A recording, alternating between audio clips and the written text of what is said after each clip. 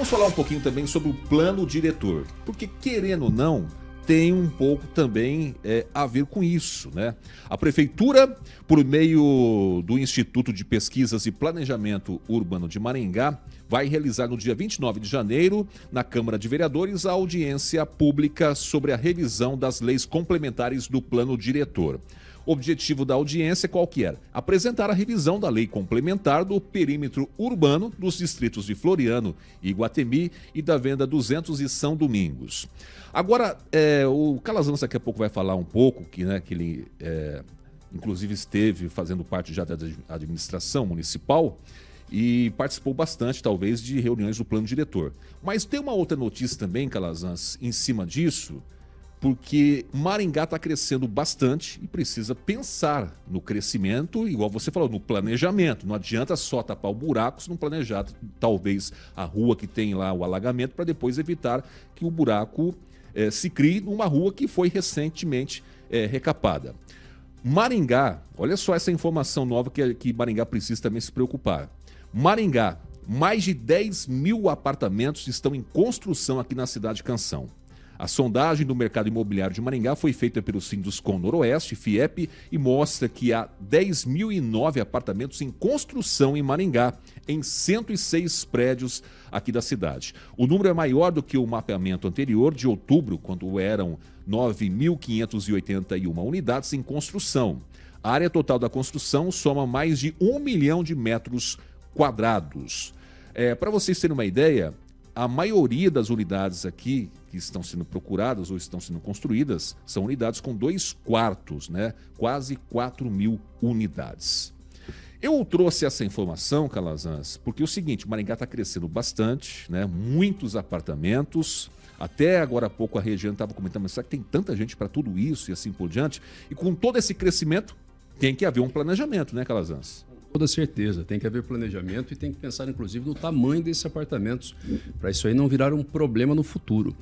Um grande exemplo disso é a cidade de São Paulo, que é claro que não se compara, né, a nenhuma outra cidade do Brasil, mas São Paulo, a prefeitura parou para discutir também, está tendo um debate muito forte referente ao plano diretor e especificadamente referente ao tamanho dos apartamentos, porque lá em São Paulo começou a se construir muito aqueles prédios com estúdio, que é um mini, né, um micro Curitiba apartamento, muitos estúdios. 20 metros quadrados? Exatamente, a prefeitura pegou e falou, olha, peraí, como é que a gente sabe que isso aqui atende ao interesse do mercado imobiliário ou isso atende ao interesse da população? Porque fica inviável para uma família, entendeu? Então, assim, não é algo que atenda necessariamente aos interesses do município, aos interesses da população. Então, é necessário que fique atento a isso.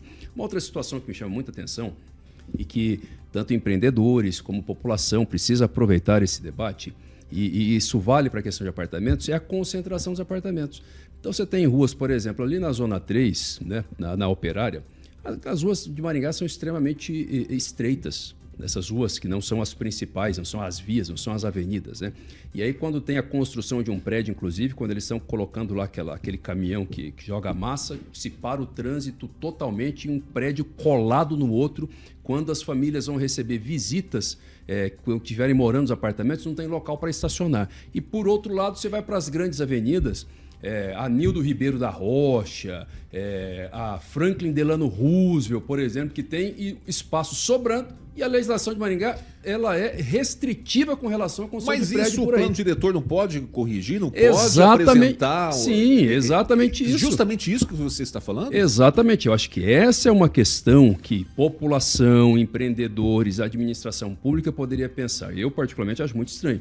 A gente tem a Avenida Moleirinho, sabe? A gente olha do lado da avenida a construção daqueles prédios, com todo respeito, são aqueles prédios meio caixote, certo? Assim, tudo, né, pequenininho, tudo parecido um com o outro. E aí você pega lá na Zona 3, por exemplo, e na Zona 7 acontece muito isso também, a rua estreita e um prédio construído do lado do outro. Um prédio construído do lado do outro. Quando a família mudar para lá, coloca 2 carros na garagem, mas se cada família recebe um morador ali, um visitante, não tem lugar para estacionar. Retira a qualidade de vida de todo mundo. Então, acho que a gente precisa se atentar para a importância desse debate, porque Maringá tem muito vazio urbano, tem muito espaço que permite que a cidade cresça, só tem que ficar um pouco melhor distribuído. Não, você sabe que eu pensando nessa dinâmica toda que o senhor colocou aqui, me chamou a atenção de falar assim, pô, se está em crescimento, em desenvolvimento, novos bairros, novas ruas e tudo mais, e a iluminação e os postes, também não seria já pensar numa coisa diferente, né? Porque a gente vive falando aqui de fazer,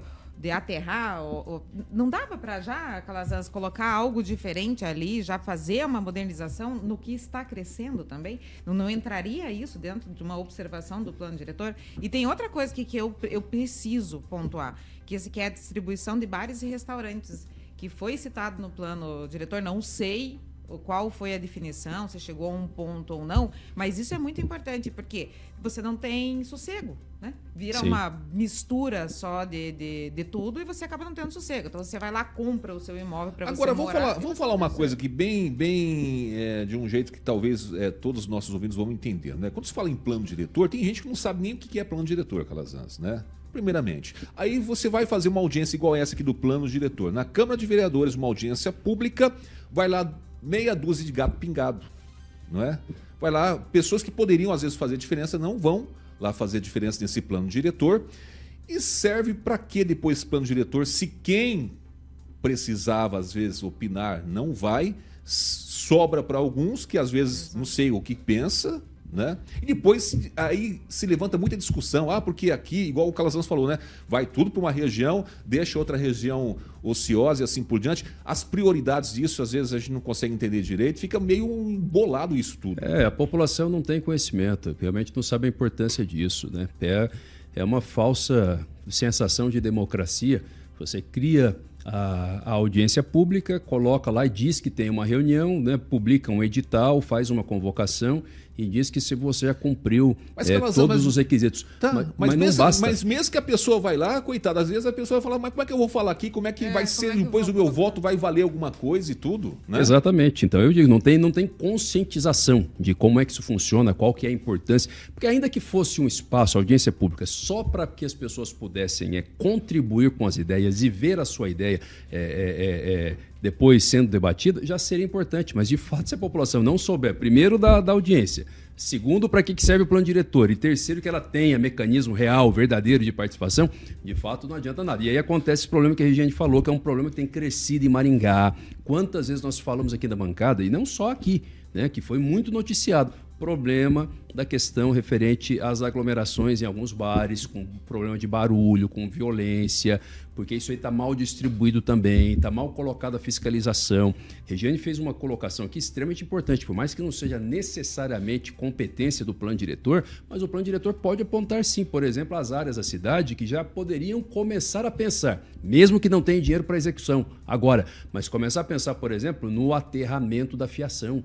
Sabe, se você tem uma situação de aterramento da fiação, aquela chuva forte que deu há 2 anos, salvo engano, muito forte, né, que boa parte da cidade ficou sem luz, inclusive o hospital ficou sem luz, porque o gerador começou a não ter capacidade mais de funcionamento. Então, será que nós não temos regiões da cidade onde não seria já indicado fazer o aterramento da fiação? São questões importantes para serem debatidas. Mas aqui em Maringá, o Calazans, parece que existe uma coisa que quando você apresenta um projeto, uma proposta, parece que sempre tem o do contra, né? Eu lembro que teve uma discussão na Câmara de Vereadores o ano passado, se não me engano, acho que foi junto com algum outro vereador, o delegado Luiz Alves, falando sobre a questão dos fios, né, da fiação da rede elétrica para fazer subterrâneo. Mas teve gente que não gostou. Pois é. Achou não gostou por quê? Então não dá para entender. É uma coisa que precisa se pensar, precisa mudar.